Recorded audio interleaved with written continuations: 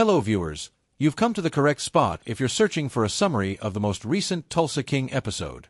Make sure to join us for the discussion as we have a comprehensive examination of Tulsa King Season 3 Episode 7 of Art of War that delves into the significance of all of this. There are spoilers here, of course.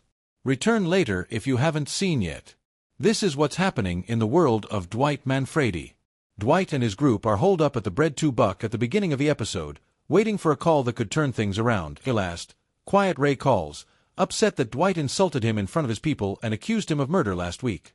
In an attempt to defuse the situation, Dwight maintains that he would never endanger Ray. Ray reluctantly decides to help Dwight, for now, after their dispute, which resembles two mafia veterans negotiating peace with clenched fists.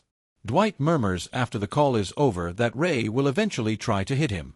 Dwight determines it's time to make a huge push after Mitch and Goody realize that threats are approaching from all directions, including Ray and Dunmire. Attorney General Homer Sackrider, a man with more power than common sense, is Dwight's target as he enters Oklahoma's Capitol building, leaving his guns at the door and taking a tourist-style photo. Dwight makes his case, reinstate his sister's alcohol license, and foster a friendship that would be advantageous to both of them. Assuming Dwight is bluffing, Sackrider laughs him off, but Dwight walks away with a warning and a smirk that says, "You'll come around." Even as his guilt consumes him, Cole's bond with Spencer grows. He tells her that he can't stop himself from doing horrible things to his father, Jeremiah Dunmire. Cole's eyes show genuine doubt for the first time, and it portends what's to come. Conversely, Tyson and Goody are developing their own side business. Following an amusing conversation about fake Robin Hooding, they trick Spencer into investigating a fraternity home that is stocked with illegal goods. Goody feels helpful, Spencer receives a 50% cut, and Tyson gets to play cop because this female understands her value. Margaret goes undercover to the country club and makes friends with Anna, the Attorney General's wife, while Dwight is preoccupied with power moves. Margaret discovers that the AG's marriage is troubled through some small talk and copious amounts of wine, information that Dwight swiftly converts into ammunition. One of the most underappreciated partnerships on the program is still their partnership. Like old buddies who complete each other's words, they plot.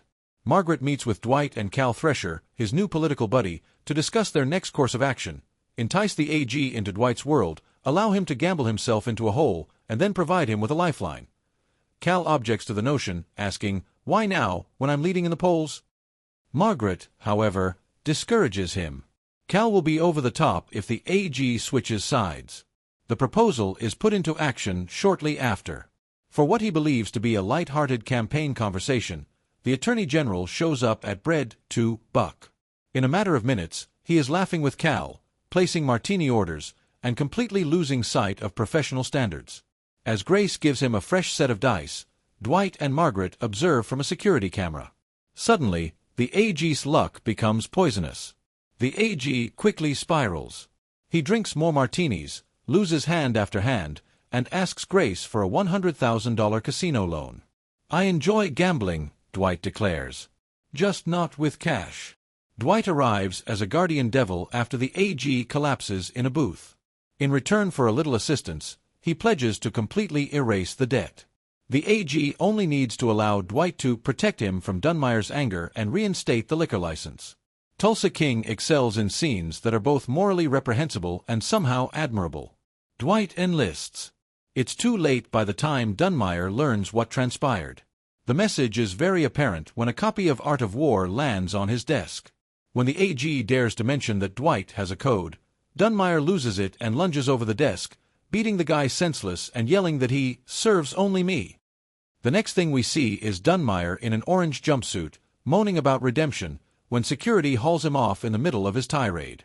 It's a satisfying fall for a man who has been acting untouchable for the whole season. Dwight's kingdom expands once more as the episode comes to a close. He has the governor's campaign on his side, the attorney general in his corner, and Dunmire out of the picture, at least for the time being. But what makes him unique is how he triumphs. Dwight absorbs rather than destroys.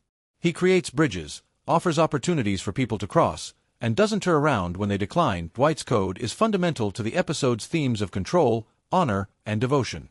Despite being a mobster, he is Oklahoma's most reliable man. He truly means it when he claims he's got your back. For better or worse, people continue to form lines behind him because of this. Thank you for watching our recap.